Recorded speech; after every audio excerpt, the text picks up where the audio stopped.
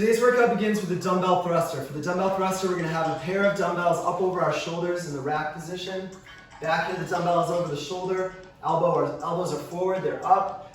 We're going to start with our feet in a squat stance, shoulder width, slightly outside shoulder width. We begin this movement in a squat. So we descend down to the squat with the elbows up, hip crease lower than the top of the knee. From there, we're standing up aggressively, thrusting our hips and locking these dumbbells high and back. Overhead, we have the knuckles over the shoulders, the upper arm is behind the ears. From there, bring the dumbbells back to the shoulders and we're ready for a second rep. Hips go lower than the knees, and we thrust those hips aggressively to lock out, up and back, overhead, cycling just like that. Our second movement today, we have a hang power clean. So we start with the dumbbells in the hang position, straight arms, holding them hanging at the sides. We have our feet a bit closer in squat stance, hip width stance basically. Shoulders are down and back. Core is braced. From here, we're going to dip our knees, and then we're going to extend our knees, thrust our hips up, shrug our shoulders, bring our elbows back, and catch the weights over the shoulders with our hips back in a partial squat. We stand up from there and bring them down to the sides. Again, like that. So the dumbbells stay close to the body. You see it with that extension of the legs going straight up, that shrug of the shoulders, and those elbows back. Also, make sure you're landing with your hips back, so you can absorb the force with your hips. Our third movement today is a dumbbell bent over row.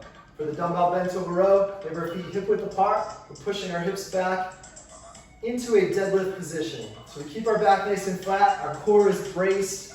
From here, we're going to let our dumbbells drift out in front of us. We're not attaching them to our bodies. We want to stretch these lats. That's the main mover here.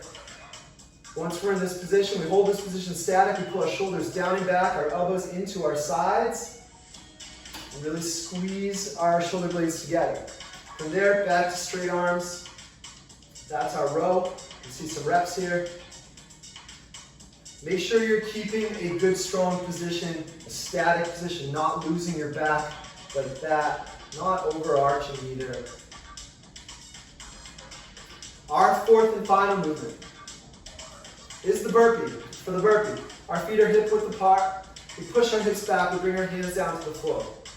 From there, our weight goes into our hands, we hop our feet back into a plank. From there, we just need to get to the floor. You can fall down to the floor, elbows are in by the sides, face is off the ground, chest is on the ground.